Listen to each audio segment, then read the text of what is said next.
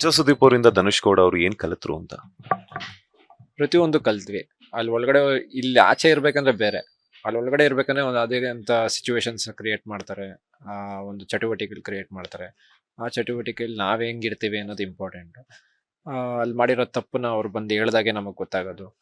ಆ ಸಿಚುವೇಶನ್ ಅಲ್ಲಿ ನಮ್ಗೆ ಅಲ್ಲಿ ತಪ್ಪು ಮಾಡಿದೀವಿ ಅಂತಾನೆ ಗೊತ್ತಾಗಲ್ಲ, ಅವ್ರು ಬಂದು ಹೇಳ್ದಾಗ ಕರೆಕ್ಟ್ ಅಲ್ವಾ ತಪ್ಪಿದು ಅಂತ ತುಂಬಾ ಗೊತ್ತಾಗತ್ತೆ ಆ ಟೈಮಲ್ಲಿ.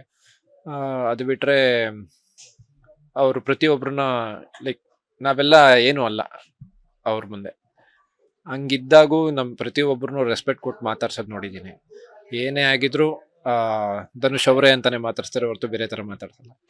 ಅದನ್ನ ಕಲ್ತಿದ್ದೀನಿ, ಯಾರು ನಾವ್ ಏನೇ ಆಗಿದ್ರು ಇನ್ನೊಬ್ರಿಗೆ ರೆಸ್ಪೆಕ್ಟ್ ಕೊಟ್ಟು ರೆಸ್ಪೆಕ್ಟ್ ತಗೊಬೇಕು ಅಂತ ಕಲ್ತಿದ್ದೀನಿ.